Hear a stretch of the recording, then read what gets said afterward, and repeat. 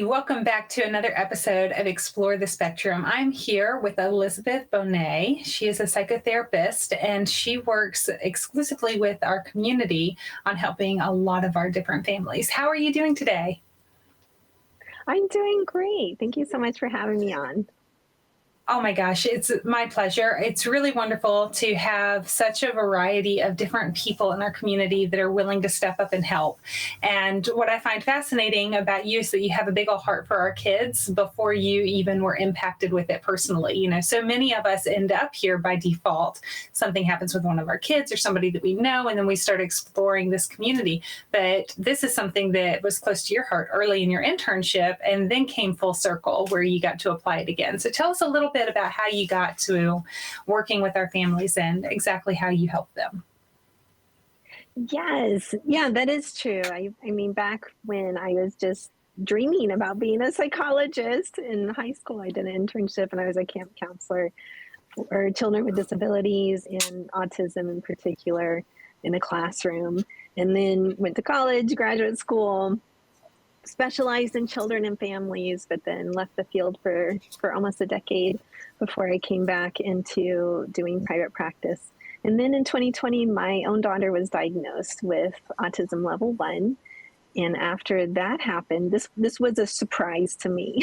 So she definitely had different issues going on, sensitivities for sure, but I was always highly sensitive to all kinds of stuff. So I thought that's it. She had some auditory processing disorder, all kinds of different things that happened.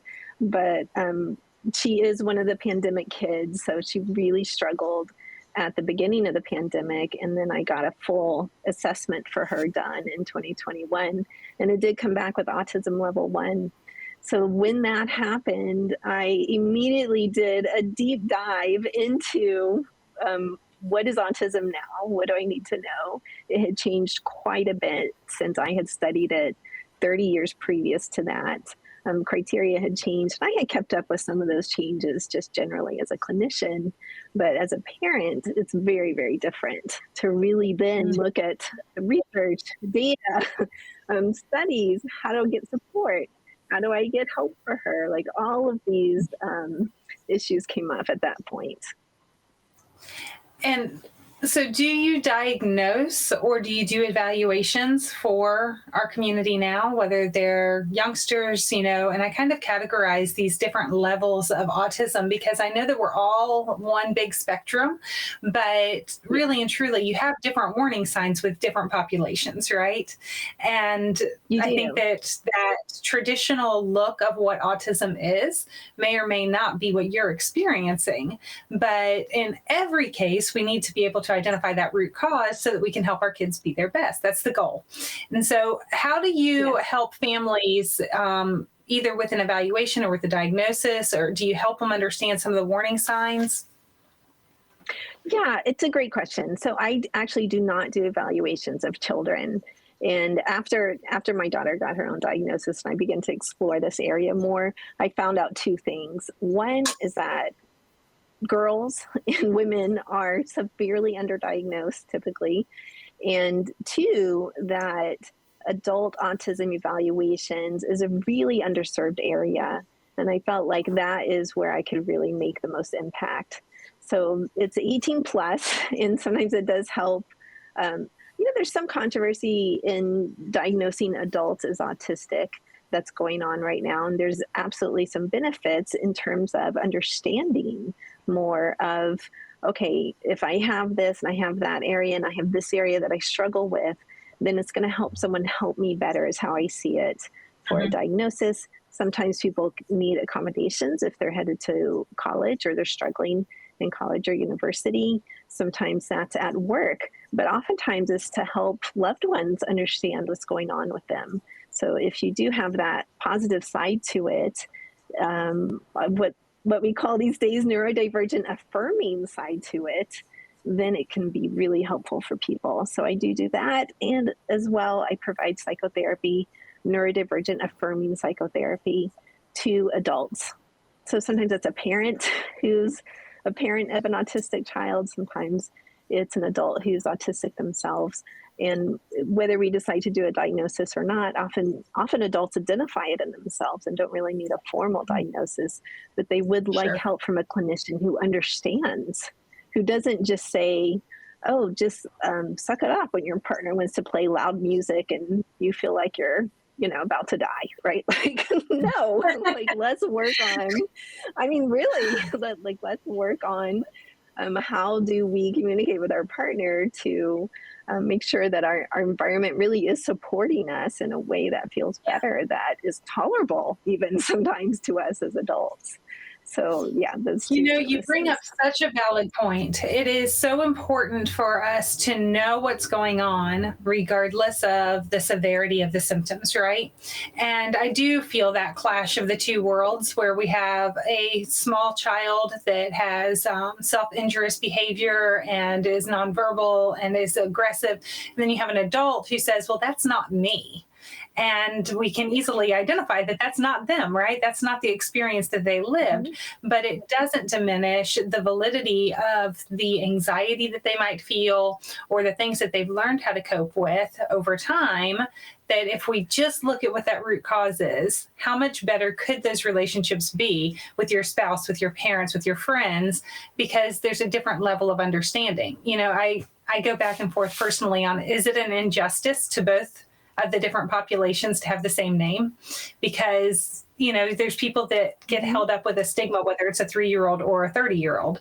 But I'm glad that you exist to help somebody be able to see what's on each side of the coin there. So in your experience, what are some of the things that you would suggest somebody consider reaching out? If they have these different characteristics or symptoms, what should they be considering?